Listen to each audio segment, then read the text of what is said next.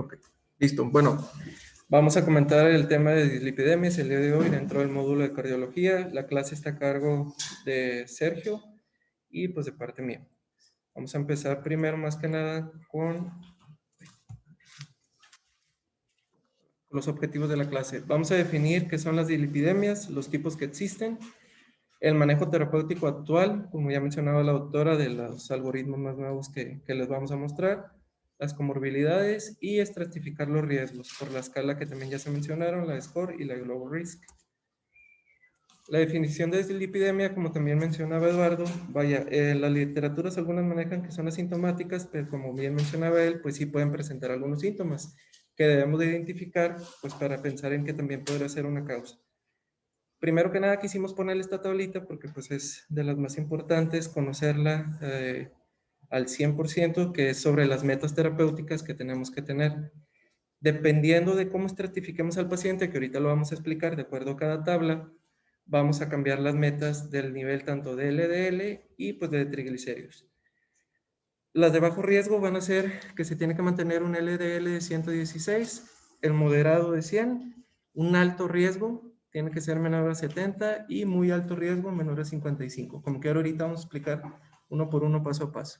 Los triglicéridos, como ya mencionaba la doctora, son de 150. De acuerdo a la clasificación de las dislipidemias, va a haber primarias y secundarias. Estas son las causas más comunes en primarias, como la hipercolesterolemia familiar, la hipertrigliceridemia familiar o la mixta o combinada, ¿verdad? De las dos. Dentro de las secundarias puede ser una diabetes mellitus mal controlada, el alcoholismo, síndrome nefrótico, algunos fármacos que ahorita también vamos a mencionar y enfermedad hepática. Bueno, dentro de las prevenciones podemos manejar prevención primaria y prevención secundaria. Dentro de la primaria son todos estos factores los que tenemos que tomar en cuenta o recomendar al paciente. Tanto la pérdida de peso, que marca la guía que mejora en general el perfil de lípidos, reducir el consumo de grasas dentro de la dieta y los azúcares refinados y aumentar el consumo de frutas, vegetales, fibra, así como reducir la ingesta calórica, sobre todo en pacientes con sobrepeso, con obesidad, y se les recomienda también la actividad física, que en este caso podría ser de intensidad moderada, como recomendación. La ingesta de sal, por lo del sodio que ya sabemos, también tiene que ser menor a 5 gramos por día. Aquí dice, se sugiere plan de alimentación basado, pero pues eso ya directamente con nutrición lo pueden manejar. Obviamente si el paciente necesita el referimiento por sobrepeso, obesidad y eso. Dentro de la secundaria, pues ya sabemos que ya es más que nada dentro de cuando el paciente ya tiene una enfermedad. Aquí ya el tratamiento es multidisciplinario, tanto como nosotros, como con psicología, nutrición, como ya les mencionaba, enfermería y la educación de vida. Vaya, que cambie de hábitos. Esto ya es dentro de la prevención secundaria. Los factores de riesgo, hay bastantes. Dentro de los más importantes, de acuerdo al género, se maneja que en los hombres es arriba de 40 años y en las mujeres arriba de 50. Que tenga alguna otra comorbilidad como diabetes, hipertensión arterial, el tabaquismo, la obesidad, historia familiar de enfermedad cardiovascular temprana o menor a 60 años, algunas enfermedades reumáticas como lupus y artritis, la enfermedad renal crónica con una tasa de filtrado menor a 60, que ya tenga evidencia de aterosclerosis, algunos tratamientos antirretrovirales en pacientes con VIH y pues como mencionábamos, lo de las hiperlipidemias mixtas que presentan estos síntomas como los catomos, antelasma, el arco corneal prematuro y los antecedentes de hipercolesterolemia, kilomicremia. Esos, vaya, son algunos de los factores de riesgo, de los más importantes que hay. Ya dentro de la estratificación vamos a tener tanto el Global Risk como la SCORE. Dentro de la Global Risk, como bien mencionaba Manuel, aparte de la diferencia de la SCORE que ya la habíamos visto, es que aquí también está el paciente tanto en género igual, hombre o mujer, y si es diabético o no es diabético. Ese es el otro factor que se le agrega. Los demás igual, son la presión arterial sistólica, la edad, el nivel de colesterol total, y si es fumador o no fumador. Ya dependiendo de cada paciente hacemos la evaluación y ya llegamos al riesgo. Entonces vamos a tener dos tablas de acuerdo al género, ¿verdad? Si es para hombres, necesitamos tener impresas o a la mano la tabla de hombres y de mujeres, porque no en el score, recuerden que estaba la tabla y aquí estaba hombres y mujeres y luego ya dividido. De hecho, aquí está. Muy bien. Ahí está. Ahí está. Ajá. Y, ok, esta es la de hombres, esta es la de mujeres. Como dice el autor, hay que tener las dos para tomarlo en cuenta. Y ya dependiendo de la estratificación. Van a ser Sí, al final tenemos eso. Bueno, en la escala de Global Risk, esa fue hecha también con población mexicana, entonces, y la escala del score fue exclusivamente con población europea. Para la estratificación. Por eso les dije que agregaran el Global Risk, porque a mí, en lo personal, bueno, yo siempre utilizo el Global Risk. No hay una tabla que sea mejor que la otra. Sin embargo, tenemos que conocer algunas de las características o de los antecedentes de las tablas o de los instrumentos donde son validados en qué tipo de población para saber qué tan aplicable es para la población que yo lo estoy utilizando. Entonces, a diferencia del SCORE, que es una tabla donde se hace, que viene obviamente del estudio Framingham que ya hablamos, pues obviamente es población europea, ¿verdad? Que no nos parece mucho. Y en el Global Risk se incluye población latina, entonces tiene o cuenta con más características que van más encaminadas hacia nuestro tipo de población. Sin embargo, pueden usar cualquiera de las dos, son universalmente conocidas. Okay. Y igual la estratificación se hace por alto riesgo, riesgo muy alto, moderado y bajo. En el riesgo muy alto entran cuando la puntuación es mayor al 10%, pacientes igual que tengan alguna enfermedad cardiovascular ya establecida por estudios de gabinete, que hayan tenido ya infartos previos, algún procedimiento de revascularización, pacientes diabéticos pero ya con daño a un órgano blanco, tasa de filtrado menor a 60. Pacientes de alto riesgo, aquí es en porcentaje del 5 al 10% en la escala, y entran los pacientes hipertensos, todos los que están, pues que no están controlados, pacientes con dislipidemias en descontrol muy importante. En el riesgo moderado son los pacientes entre el 1 al 5%, y aquí entran pues pacientes obesos, diabéticos, sedentarios, y riesgo bajo es menor al 1%. Bueno, en la hipercolesterolemia familiar, estas son las condiciones para sospechar. Cuando un paciente tiene niveles más de 190, posterior a la exclusión de las causas secundarias que vimos, diabetes, presión, hipotiroidismo, etc. Cuando hay una enfermedad coronaria prematura en hombres menos de 55 años y mujeres menos de 65, ya sea en el caso índice o en los familiares de primer grado.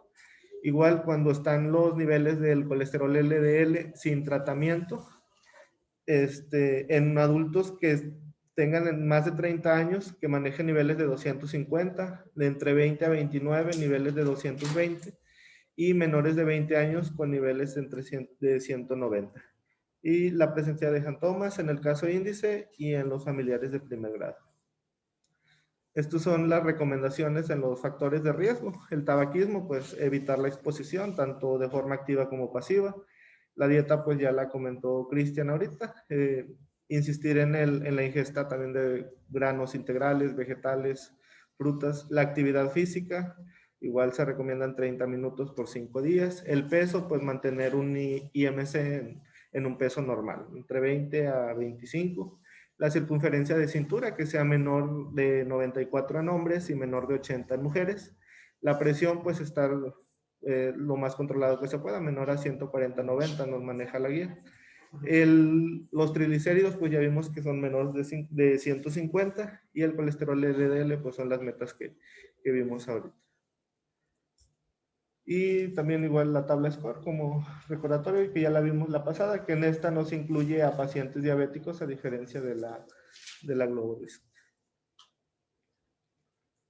Y bueno, Esta tablita de categorías, ¿para qué nos va a servir?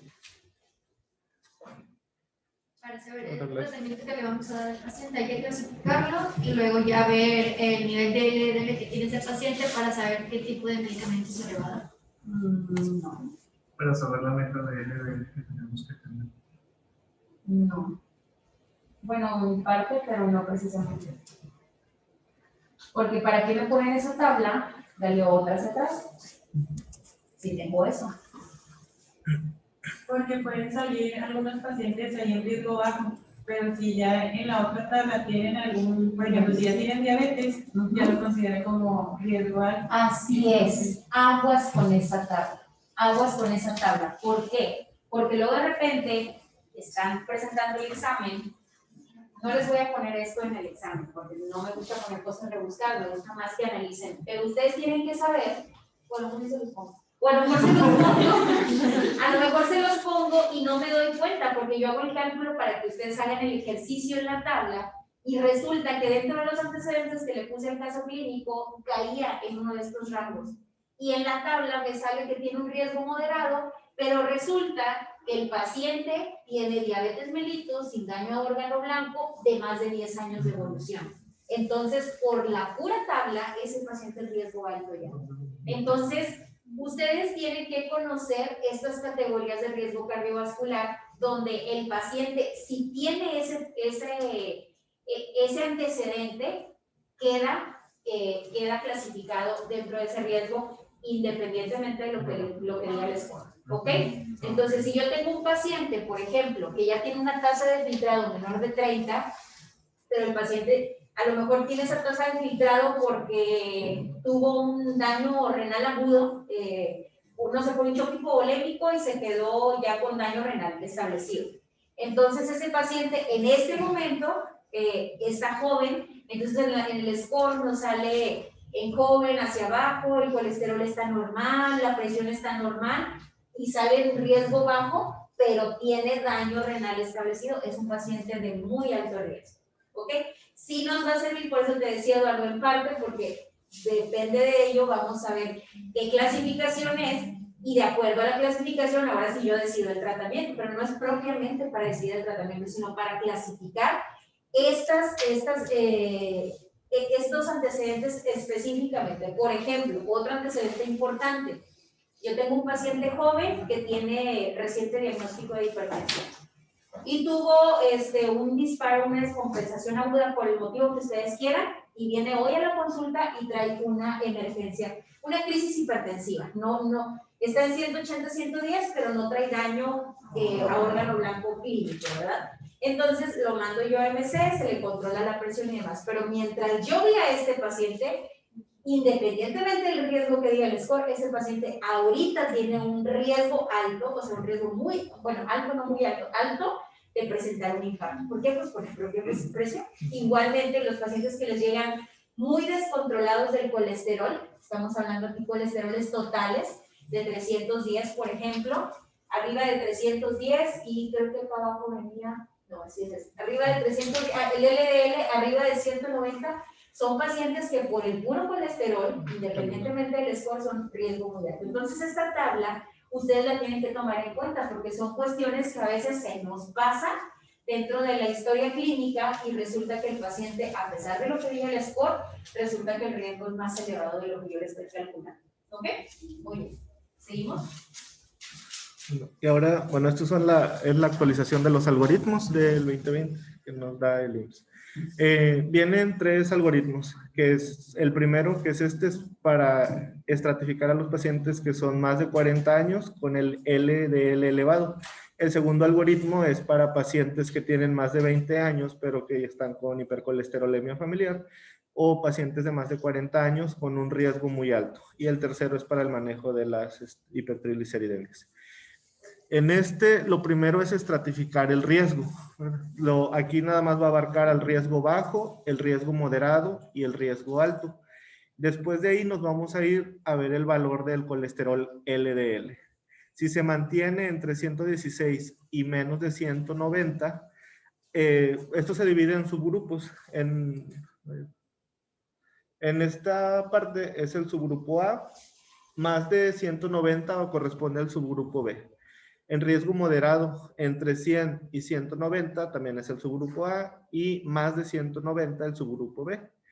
En riesgo alto, entre 70 y 100 es el A, y más de 100 es el B. Okay. Si se encuentra en el subgrupo A, se van a indicar estatinas de moderada intensidad. aquí entra la atorvastatina a dosis de 20 miligramos por día. Las estatinas de alta intensidad es igual a la estatina, pero a una dosis más alta. En este caso serían 40 miligramos por día.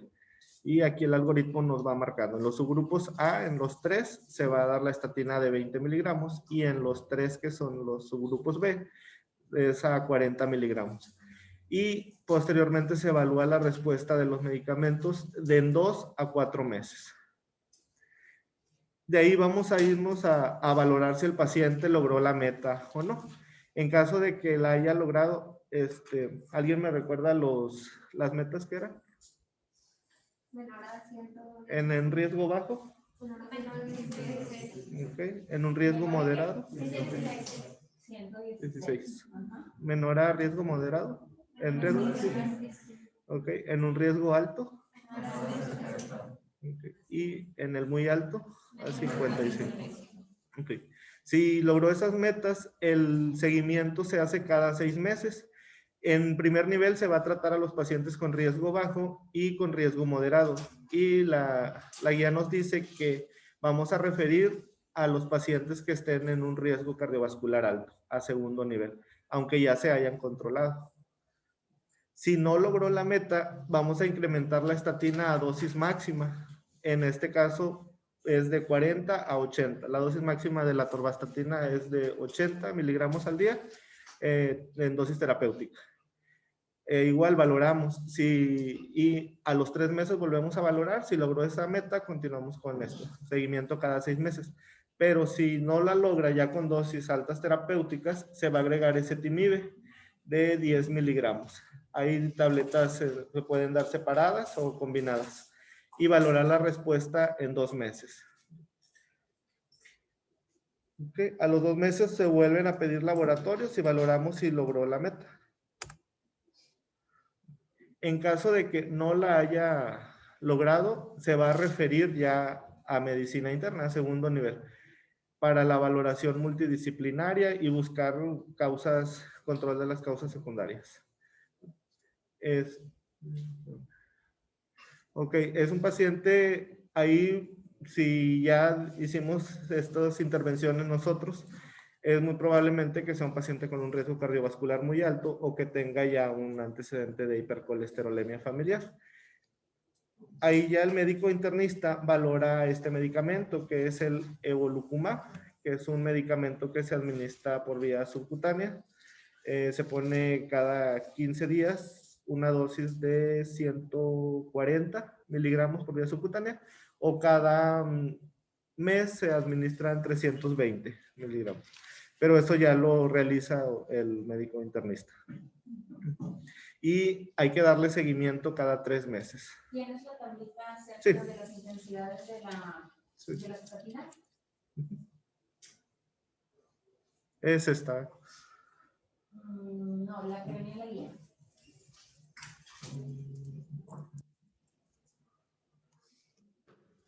Pusimos esta que era la que, bueno, la Esas son las atorvastatina. presentaciones Ajá. del medicamento, pero de las intensidades de la estatina, no. No la traigo aquí en la... Ok, regrésate al algoritmo 1, por favor.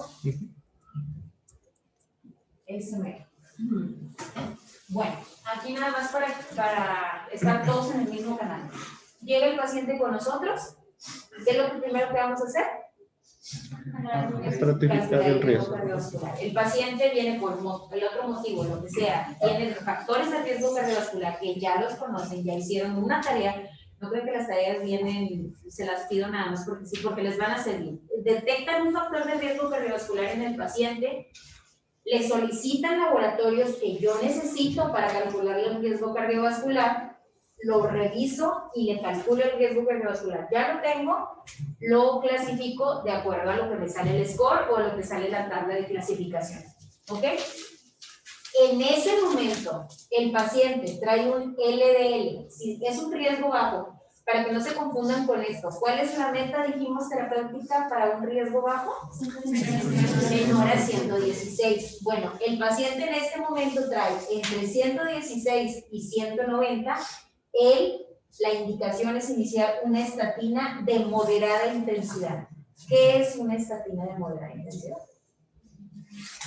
Porque ya sabemos que lo tenemos que calcular, ya le identificamos un factor de riesgo, ya lo aprendimos a clasificar, ya sabemos cuál es la meta terapéutica y ya sabemos qué le toca de acuerdo al LDL y le tengo que dar una estatina de moderada intensidad. ¿Qué es una estatina de moderada intensidad? Si le vamos a dar atorvastatina sería de 20 a 40 miligramos. De 20 a 40 miligramos de atorvastatina. ¿Pravastatina?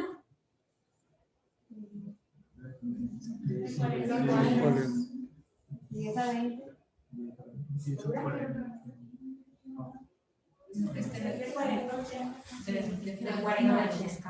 ¿Y alta intensidad atorvastatina?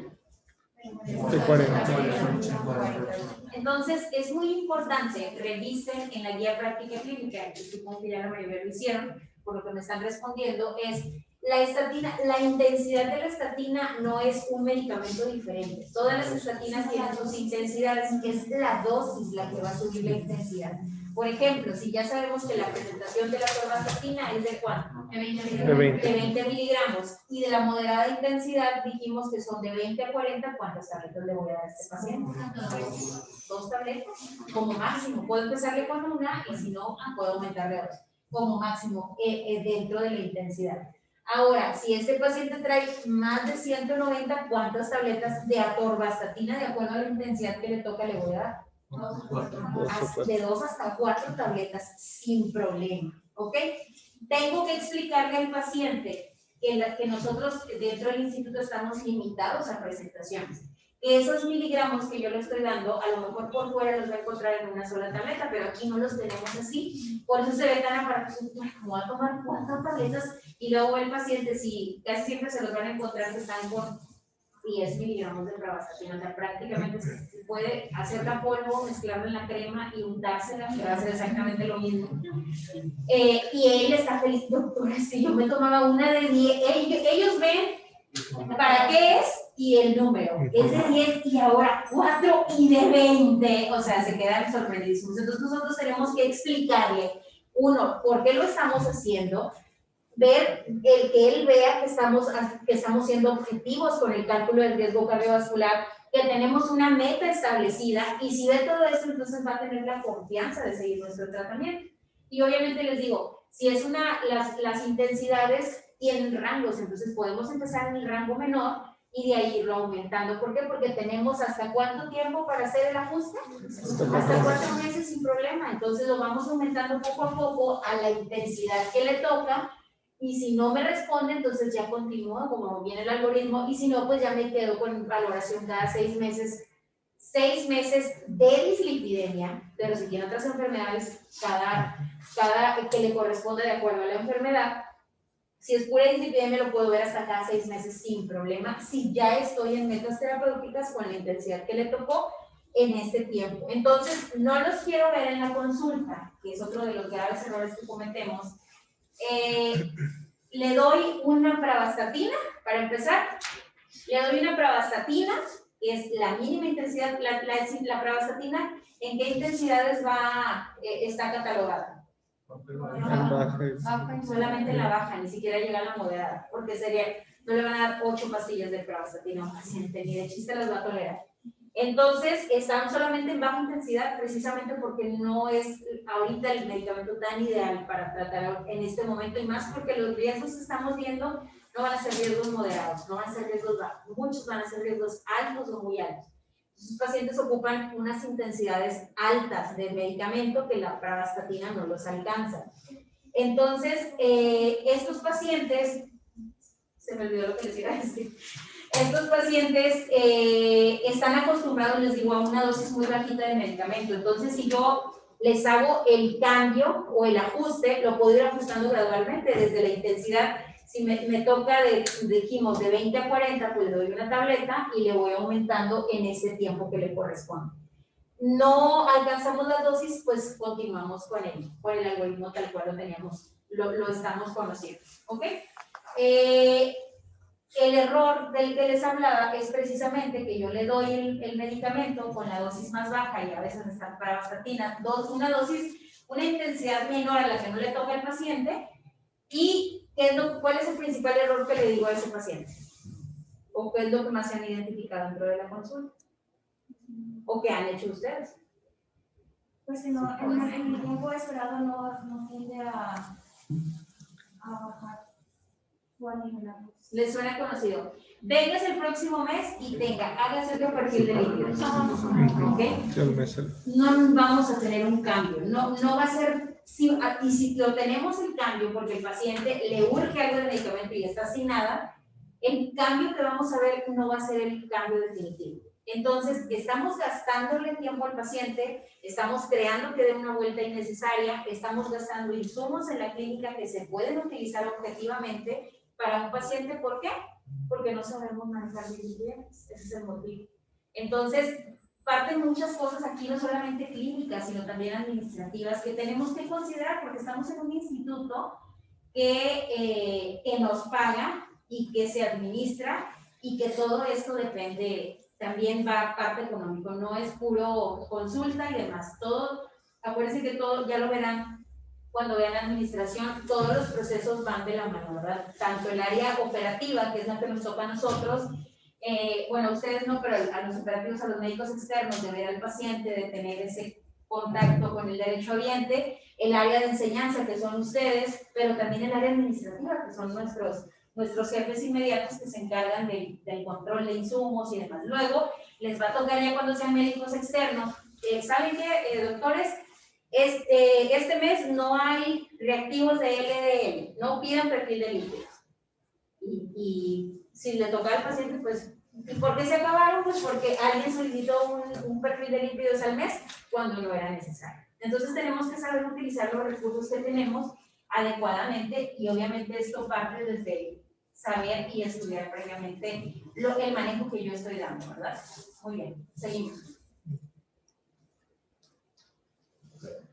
Bueno, estábamos con el Evolicumab. Ese pues se administra ya en segundo nivel por medicina interna y se le da seguimiento cada 3 meses, igual en el segundo nivel.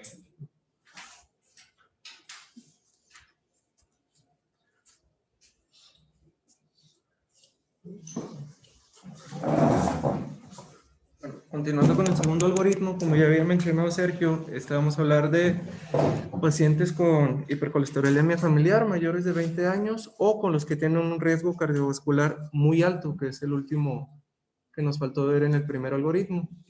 El riesgo aquí, pues como en el muy alto va a ser mayor al 10% a 10 años y también nos vamos a basar en los niveles o metas que ya habíamos mencionado. Aquí la meta del riesgo muy alto va a ser menor a 55, ya con los medicamentos que vamos a estar dando a dosis tope, por ejemplo aquí, ¿verdad? Como dice.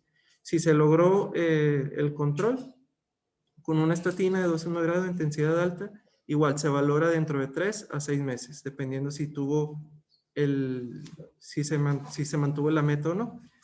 Si no, lo vamos igual a valorar 6 meses, todo dependiendo de la meta. Se va a aumentar la estatina hasta la dosis máxima, o si no, aquí vamos abajo. Vamos a agregar, como ya ha dicho Sergio, igual en el primer algoritmo, la ezetimibe. Después de 2 meses vamos a volver a revisar los niveles de LDL. Si estos ya se controlaron, lo vamos a dar el control después de 3 a 6 meses para seguirlo valorando. Y si no, igual se va a agregar este mismo medicamento, pero como ya había dicho Sergio, esto es en segundo o tercer nivel por medio de medicina interna con las dosis que ya mencionadas. El último algoritmo es el de hipertrigliceridemia. Aquí igual vamos a calcular el riesgo vascular, dependiendo en cuál se encuentre, vamos a dar el tratamiento. Primero que nada está si tiene un riesgo cardiovascular alto, igual vamos a dar una estatina en dosis alta, como ya habíamos mencionado, es la primera opción. En 2 a 4 meses lo vamos a volver a revisar. Si se cumplió la meta, el seguimiento ya es anual, hablando específicamente de triglicéridos.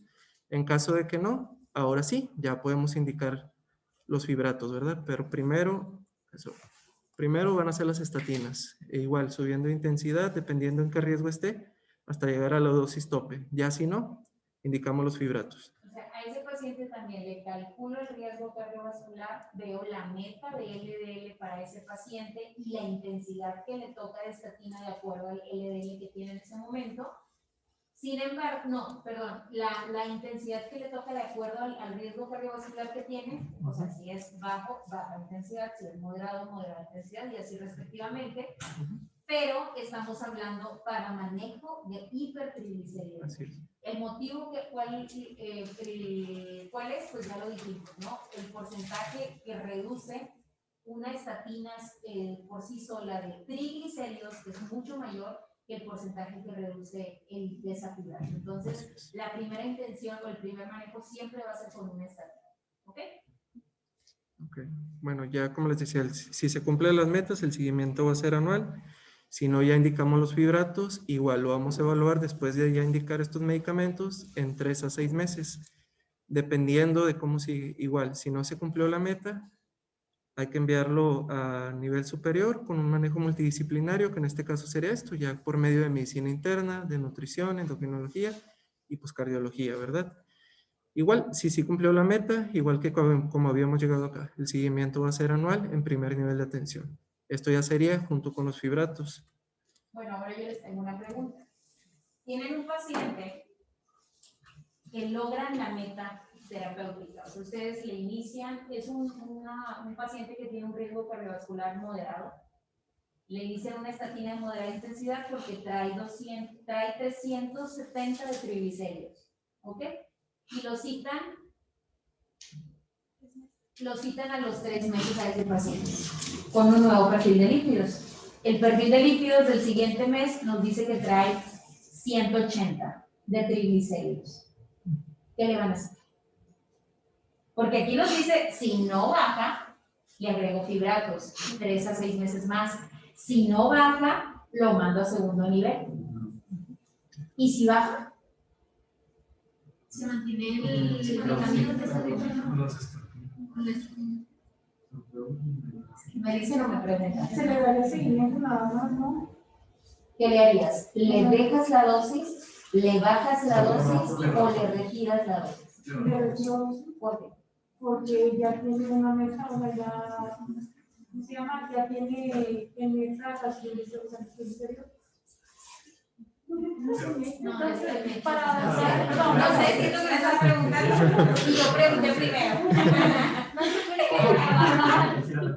para bajar la dosis, Perdóname.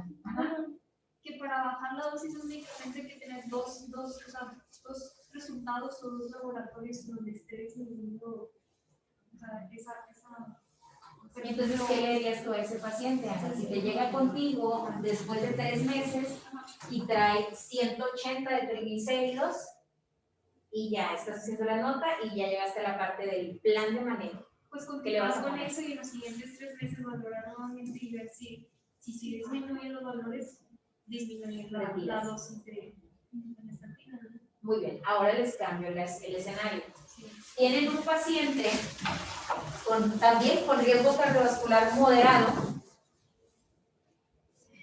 Se me fue el escenario. Tienen un paciente con riesgo cardiovascular moderado y le iniciaron dosis de estatina de moderada intensidad porque está arriba de 116, el LDL, ¿ok? Y ese paciente lo ven a los 3 meses con un nuevo perfil de lípidos y no bajó. Entonces los algoritmos dicen que si no baja, pues le aumento la intensidad a dosis tope o a dosis tope tolerada. Así es. ¿Cuál es la dosis tope? Por ejemplo, la torvastatina. 80. Pero si el paciente solamente tolera una tableta le voy a dar, y esa es la dosis tope para él, porque es la dosis tope tolerada. ¿Ok? Muy bien. Ese paciente ya lo tienen con dosis tope, no llega a metas, lo citan, le agregan, ¿qué le van a agregar a ese paciente? Ezetimiba. Ahora, ¿le agrego la ezetimiba o le dejo la ezetimiba y le quito la estatina?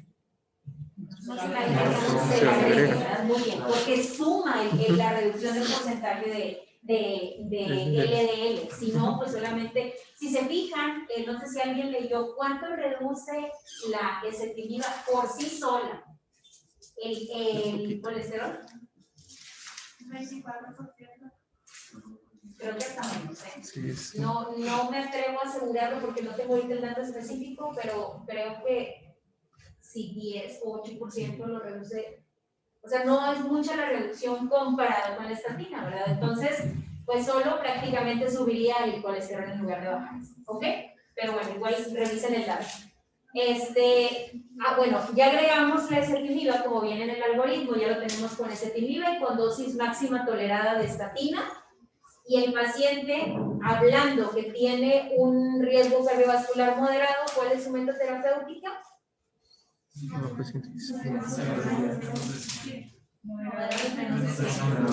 Menor de 100. Bueno, pues el paciente hoy llega con 70. Dice, qué padre, ¿y ahora qué le van a hacer? Tienes que disminuir la dosis de atorvastatina. Ahorita dijimos que tiene una tableta de atorvastatina, que es lo máximo que les toleró, y tiene la combinación dual de estatina con ezetimiba, ¿ok? ¿Alguien haría otra cosa? Yo le dejaría los dos. Tú le dejarías los dos. ¿Alguien haría otra cosa? ¿Por qué no? No, porque si ya llegó al control con los dos medicamentos y le quitó uno, pues puede volver a descontrolar. Sería esperar eso, ¿no? O sea, tomar otro resultado y ahora sí ver ahí y partir ahí. Si Le tomas otro resultado y traes 60. O sea, si ya Ya, y ahora sí. ¿Dónde dice eso? ¿Dónde lo leyeron? Porque luego andamos tratando dislipidemias y ya no sabemos cómo componerlas. Digo, eso es en el mejor de los casos. Lo peor de los casos es que les llegaban a los pacientes controlados. Ah, ya se controló, ya le doy el medicamento, ya está controlado. Casi me da la cara. Pero bueno, el paciente trae 60 y tiene una tableta de atorvastatina, que es lo máximo que tolera, y una ezetimiba. ¿Qué le van a hacer? Por acá dicen que le dejan el medicamento y por acá dicen que se lo bajan. ¿Alguien se lo quita?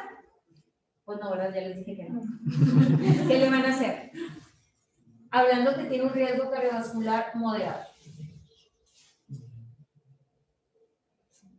Bueno, si ya llegó a las metas. Y acuérdense que solo tienen 10 minutos porque sigue siendo fácil. La ezetimiba.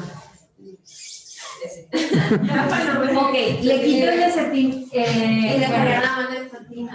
Le dejas la estatina. ¿Alguien más? ¿Haría otra cosa? Bueno, más fácil si no quieren participar. Levante la mano. Tenemos 3 opciones. Quitamos estatina, 2 opciones, perdón, quitamos estatina o dejamos los medicamentos. Levante la mano, ¿quién quita estatina? Pero se quita la Ezetimiba, perdón. ¿Quién quita ezetimiba? Pero cuando Sí, cuando viene después, en el escenario que tú nos cuando viene después de 60. ¿Quién quita ezetimiba? Sí, ya revisaron por segunda vez y sigue, bajó a 60 es más si quieren. Hablando que el paciente tiene una meta terapéutica de 100, está en 60, quitan ezetimiba. Pues ya llegó la Es que yo llego a la meta. Tú eres la otra, que me dice la otra. Tú vas a decir que se queda. Ok, levanta la mano, ¿quién quita la estatina? Que diga la ezetimiba, perdón. Es la misma pregunta. Sí, es la misma pregunta. Nada más que no vi quién no la levantó.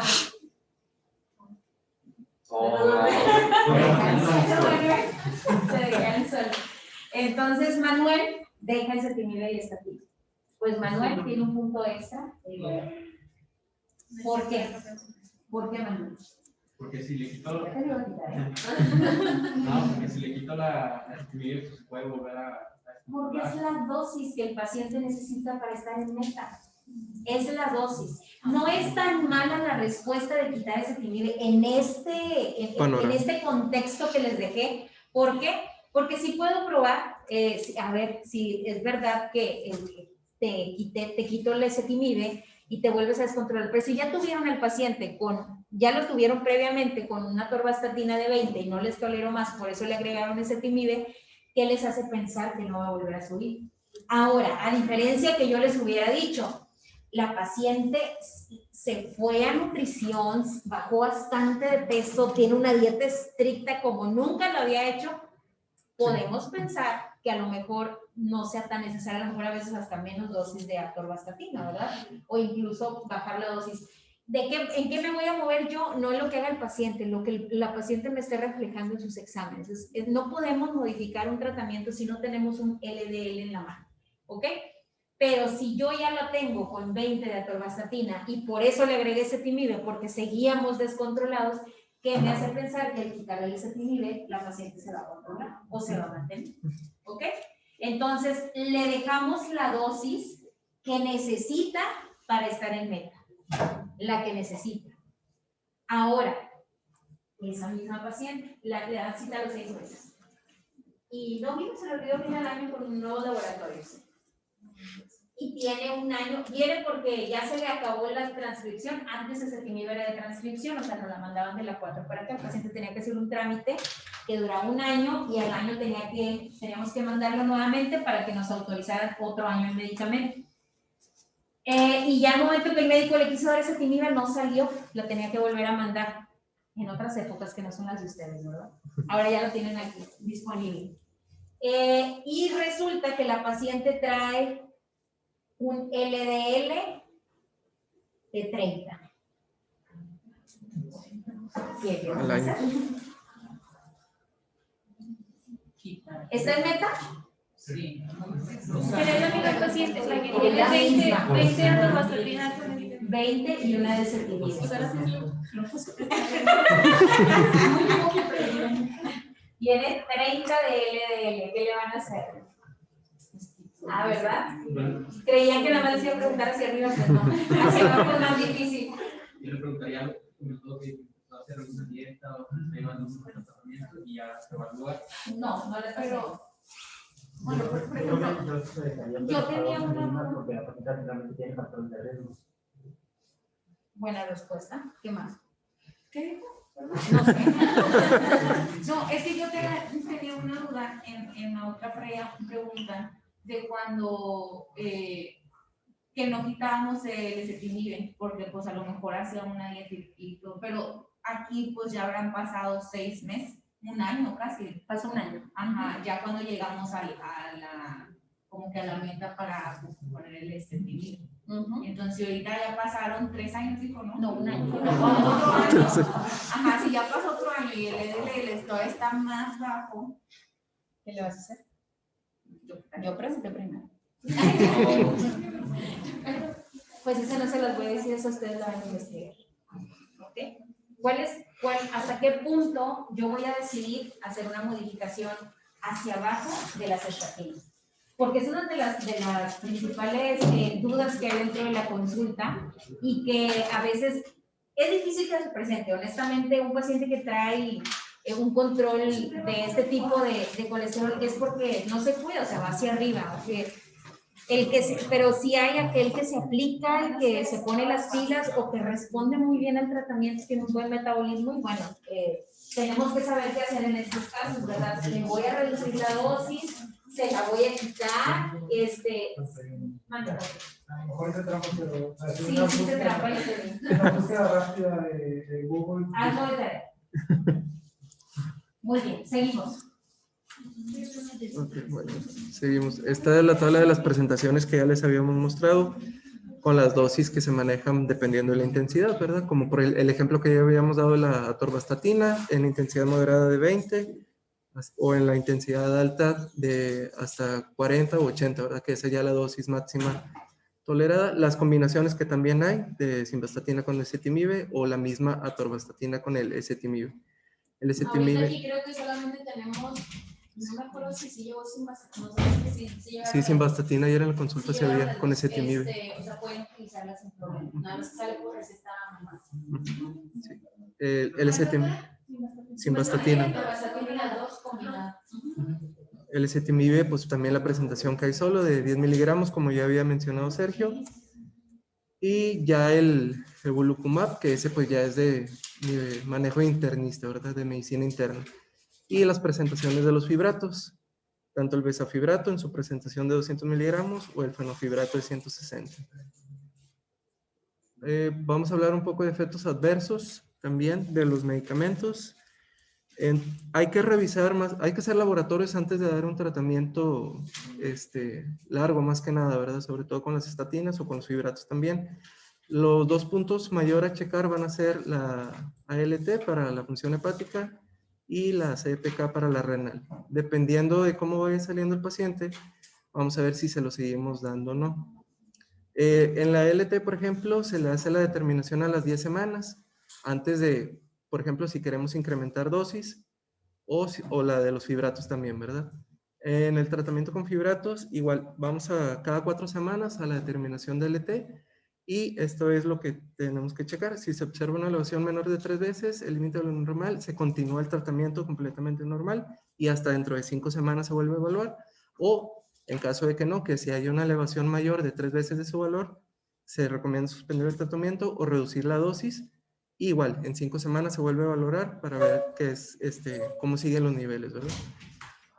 Son el parte del seguimiento que le tienen que dar a los pacientes que tienen con este tipo de medicamentos, de valorar siempre la función renal, pues más la función hepática, perdón, y vigilar en caso de que presente sintomatología propia de los efectos secundarios de las estatinas, que ¿cuáles son? Miopatías. Entonces valoramos la CPK. La CPK, si ustedes la buscan en el sistema, no la van a encontrar. Sin embargo, si consideran que un paciente la necesita, se puede gestionar con medio de coordinación. Usted sabe que, mire, yo necesito solicitar una CPK, tengo este paciente con estos síntomas, estoy sospechando de esto, se les autoriza y se realiza. ¿Okay? Entonces, es una de las vigilancias que tenemos que hacer. Ahora, ¿cuál es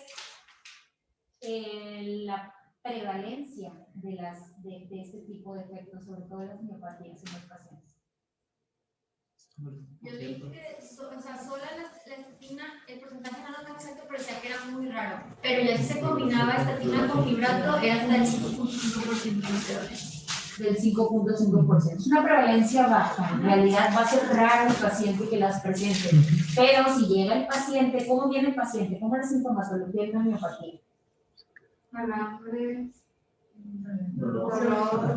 Dolor, es un dolor que es un dolor que les reduce, les reduce completamente que hagan sus actividades normales, ¿verdad? Limitante, es un dolor limitante, un dolor propiamente muscular. Ok, entonces valoramos, pues obviamente CPK y de una disfunción renal, ¿verdad? Es importante revisarlo por el riesgo de si se presenta pues una trasdomiólisis, ¿verdad? Les digo, son raros que los presenten, pero sí los hay y lo tenemos que pensar si vemos esta combinación de medicamentos. Ahora, ¿cuál es el paciente que tiene más riesgo de presentar estos efectos? El adulto mayor, así es. Entonces, aguas con el adulto mayor, porque si yo ahorita les digo, miren, pónganme una presión arterial sistólica normal en sus tablitas de score, una presión sistólica normal, un LDL normal,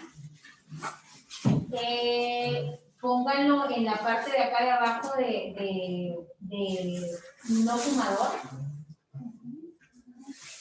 y pónganle 78 años. ¿Qué riesgo les sale?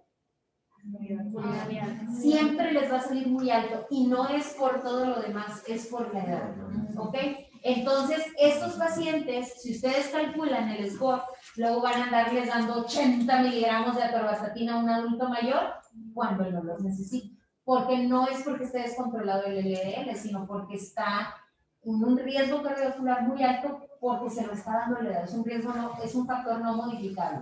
Entonces, si el paciente trae un LDL muy alto para la meta que él debe de tener, porque si estamos hablando de un paciente que tiene un riesgo cardiovascular muy alto, estamos hablando de una meta muy baja de LDL, que es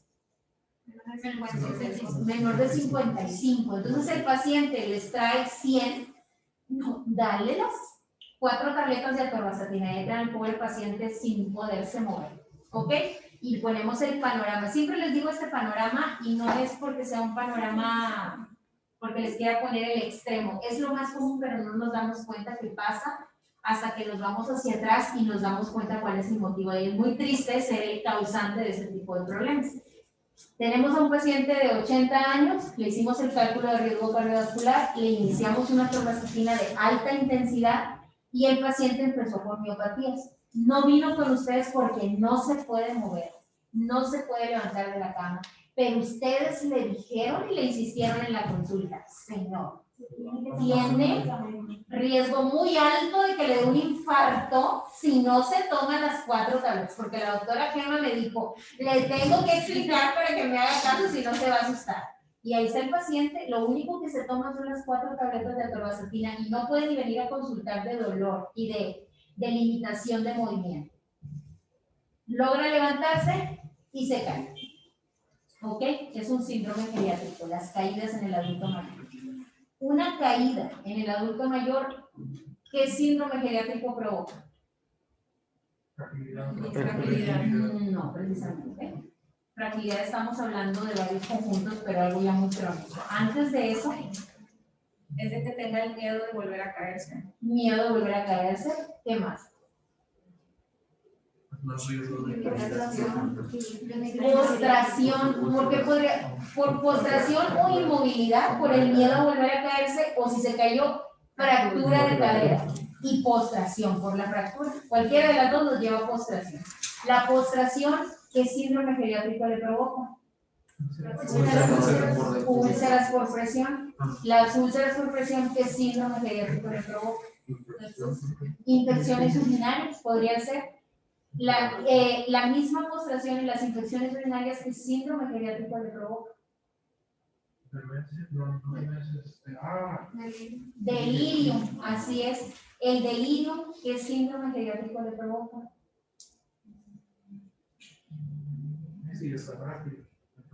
Para entonces, si tenemos inmovilidad, si tenemos un paciente inmóvil con delirium, insomnio, paciente que está despierto todo el día, no se puede dormir, está con delirium, está postrado, va a estar frágil ahora sí, porque va a empezar a perder músculos, se llama sarcopenia. Sarcopenia, inmovilidad, la sarcopenia provoca pérdida de peso y eso nos provoca ahora sí, es tal cual la fragilidad. ¿Y eso qué nos va a provocar? Un paciente que está con delirium, que no duerme, que está postrado, que tiene infecciones, que sigue, ¿qué otro síndrome geriátrico conoce? Depresión. Depresión, y una depresión, ¿qué síndrome geriátrico nos provoca? ¿O qué sigue después de la depresión en un paciente postrado, quebrado, con infecciones, con delirium, con insomnio? Desnutrición, ¿qué más? La muerte. Ya déjenlo morir, por favor. Ya déjenlo ir. ¿Y por qué le pasó todo eso? Bueno, por darle caso, por hacerme caso.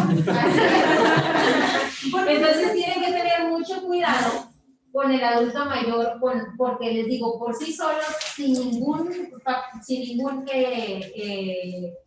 punto alterado más que la edad, que es algo no modificable, ninguna variable alterada, perdón, más que la edad, pues nos provoca un alto riesgo y eso nos da pie a que vemos una alta dosis de estatina y que venga todo esto. Acuérdense que el adulto mayor es más susceptible a los efectos secundarios de los medicamentos. Entonces, estos porcentajes de los que hablamos ahorita son un poquito más altos en ellos. Sin embargo, no son tan altos para considerarlos que es tan frecuente. Sin embargo, sí se puede, si llegan a ver alguna miopatía por esto, va a ser casi 100% se los aseguro en un adulto mayor. Ahora, entonces en ellos, ¿qué tenemos que hacer, doctora? Si tiene riesgo muy alto, el paciente está descontrolado y no le puedo dar dosis altas, empiezan desde abajo, vayan subiendo. ¿Qué tenemos que vigilar? Pues precisamente lo que nos acaba de mostrar Cristian en su tabla. La CPK, vigilar, preguntar las miopatías, ver la función renal y lo estamos revisando. CPK, cuando haya síntomas, vigilar la función hepática, vigilar la función renal, preguntar los síntomas y ver el apego. Entonces en ellos a veces empezamos la mitad de la dosis en adelante, la mínima dosis en adelante, o sea, de la mínima dosis la mitad y a partir de ahí empezamos, o a veces hay pacientes que ni siquiera toleran media dosis de la mínima, por ejemplo, si le tocan 20, le damos 10, empezamos con 10, empezamos con una de paracetamol y a veces no la toleran, entonces a veces lo que hacemos es un día sí, 2 días no, y de acuerdo, entonces Riesgo-beneficio, ¿ok? Riesgo-beneficio. Es más fácil que el paciente se muera por una miopatía o algo agudo, por toda esta cascada que ya vimos de síndromes geriátricos, a que se muera por un infarto asociado a su riesgo cardiovascular. ¿Ok? Porque acuérdense que esa cálculo es a 10 años. Y ahora estamos hablando de un paciente de 80 años. ¿Cuántos adultos mayores conocen en un rango entre 80 y 100 años? Entonces, hay que ver todo este punto para hacer una decisión en cuestión de tratamiento. ¿Ok? Estamos con los adultos mayores. Seguimos. Igual unas consideraciones. En el embarazo, pues sabemos que están contraindicadas las estatinas, los fibratos, inclusive desde el riesgo desde que el paciente empiece con planificación y en la lactancia. En los ancianos, pues ya comentamos ahorita. Y en pacientes con enfermedad renal, si están en estadios 3, del 3 al 5, que tengan riesgo cardiovascular alto o muy alto, no existe la contraindicación para administrar estatina. Esta se contraindica cuando la tasa de filtrado glomerular está en menos de 30, sobre todo para el evolocumab. Y aquí está igual, los efectos adversos de las estatinas, que son las miopatías, miositis, mionecrosis, que ya se comentó. El seguimiento, pues, esto es lo que marcaba la guía.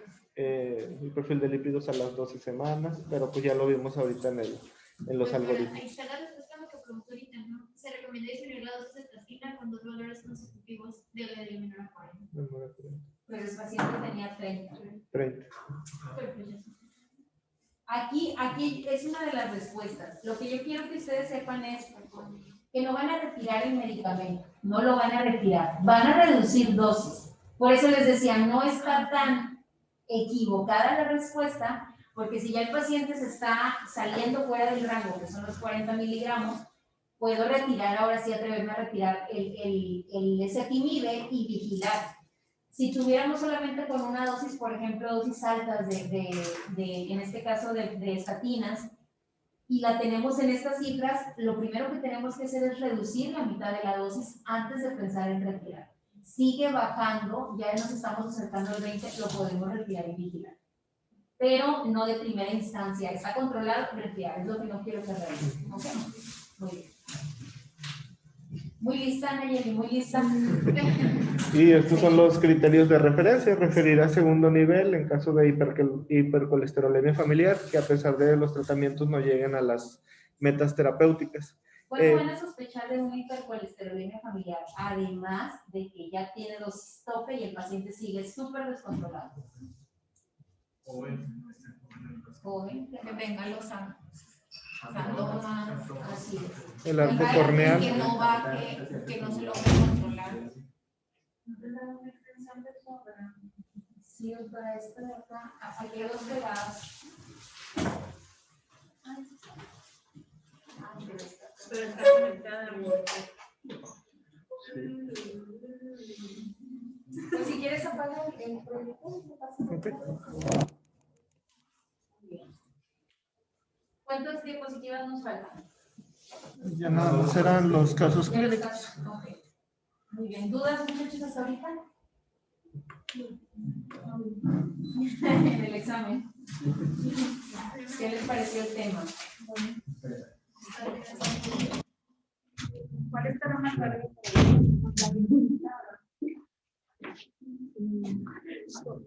Se me hace que Si quieres la cambiamos, que se quede. ¿La blanca? Sí.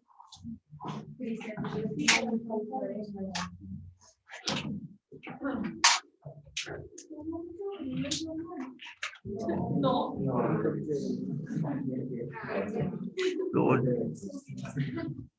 Vamos a ver con el caso clínico número 1, motivo de consulta. Paciente masculino de 65 años acude por referir cefalea, acúfenos, sostenos y mareos de una semana de evolución. Antecedentes familiares: padre finado a los 70 años por infarto agudo del miocardio, madre con diabetes mellitus de 15 años de evolución. Antecedentes personales patológicos: Diabetes mellitus de 6 años, de evolución, el tratamiento con metformina y levetirampida de 850 y 5 miligramos cada 12 horas. Personal no patológicos, tabaquismo positivo, 5 cigarros al día desde los 15 años. Alcohol social, 4 cervezas por semana, niega toxicomanías. Exploración física, consciente, orientado de 3 esferas, normocéfalo, pupilas isofóricas, ligera palidez de piel y tegumentos, cuello sin concentración yugular, cardiopulmonar sin compromiso, abdomen blando no doloroso, palpan visceromegalias, no se palpan visceromegalias, extremidades íntegras, simétricas, signos vitales, presión arterial 160/90, frecuencia cardíaca de 92, temperatura de 36.4, frecuencia respiratoria de 18, Fotometría, peso de 98 kilos, talla de 1.67 y IMC de 32.9. Laboratorios, glucosa de 152, creatinina de 1, colesterol total de 255, LDL 175, HDL 60, triglicéridos 230, hemoglobina mucilada 7.8, hemoglobina 5, leucocitos 6.5 y plaquetas 350. ¿Cuál es el factor de riesgo cardiovascular a 10 años, según el score? ¿Voy a regresarlo para...? Sí. No, o sea, Pongo el caso y ya en las tabletas lo pueden.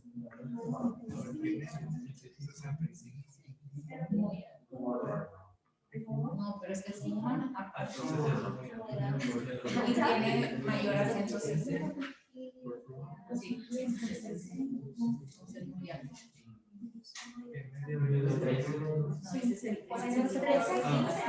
¿Mande? Pasa, yo soy chile.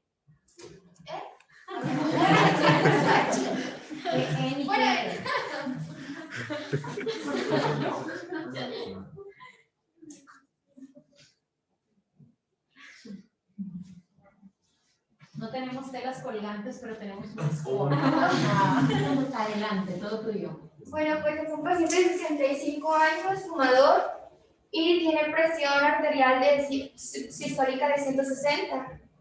Este es diferente al que viene aquí. Sí, aquí el día va a salir a 13% y aquí va a salir como 24%. No, 27%. No sé, de 13. Sí, pero es que esto es diferente, o sea, que está bien, es diferente. ¿Qué edad tiene el paciente? 65 años. Tiene diabetes, pero aquí no se calcula, pero igual tiene 160 de presión y de colesterol creo que tenía 230. 255. 255, entonces quedaría aquí en el 27. ¿Y en cuánto te sale el otro? 13. Y la pregunta del millón, 13 y 27, ¿qué es? El porcentaje, ok. Mientras ustedes pongan en su redacción, según qué tabla están utilizando, no hay una pregunta. ¿Ok? Muy bien, entonces ya aprendieron la manera correcta de utilizar. Ahora, si yo les dijera, regrésate al score, muy bien, muchas gracias. Si yo les dijera a doctora tu nombre, Emily. Te voy a traer rebajada porque no me aprendió tu nombre. Pásale, por favor. Tengo una duda. Dime. Aquí abajo en los valores de colesterol vienen, por ejemplo, 193 o 132. Si un paciente, por ejemplo, tiene 50, si toma el valor de 193, toma el valor de... A ver, no sé qué me estás hablando. ¿Puedes pasar acá? Sí, verificada. Porque si tuviera 150, y él ya lo tomó a partir de 154, pues todavía pertenece a este rango. Ah, porque es que si te fijas ahí dice menor de. Acá no tiene mejor. Es hasta esa cifra, si está arriba de esa, pues de todas maneras esa, si no, mira, está abajo, pero todavía no alcanza el siguiente cuadro el rango y se quedan en ese O sea, hasta esa cifra que viene abajo, hasta esa cifra van a tomar el colesterol. De ahí hacia abajo, el cuadro de atrás, o de si alcanza la cifra de adelante, el cuadro de atrás. ¿Ok?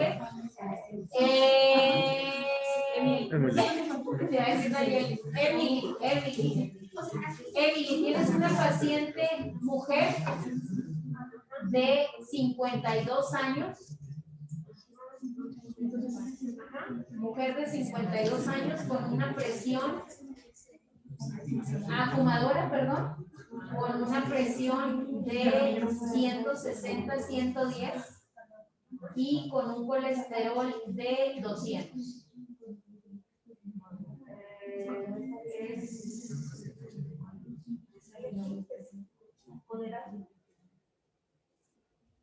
Ve haciendo el ejercicio para que te vayamos siguiendo. 160 de presión, es mujer, fumadora, y arriba de 200, ¿me dijo? Arriba de 200. Sería...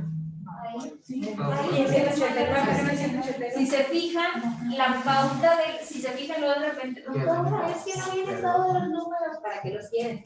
Nada más se van a dar una idea entre los rangos de edad, ¿ok? Aquí están entre el 50 y 54, 55 y 59 y bla, bla, bla. Entonces, primero ubico la edad, el cuadro de la edad, no específicamente la edad. ¿Por qué? Porque si esta paciente que yo le dije a Emily tiene 52 años, que digamos que son 51, 52, más o menos en este rango, pero luego nos vamos a la presión y resulta que la presión está en 160, ya la subí, ¿ok? Y luego resulta que a lo mejor ella no era no fumadora, nos pasamos de este lado. Entonces, y luego el colesterol estamos aquí, luego el colesterol estaba en 150, pues nos pasamos hasta acá.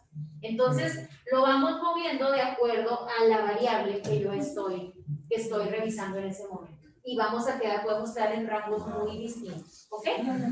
Muy bien. ¿Dudas para utilizar el score? Ok, seguimos con el caso.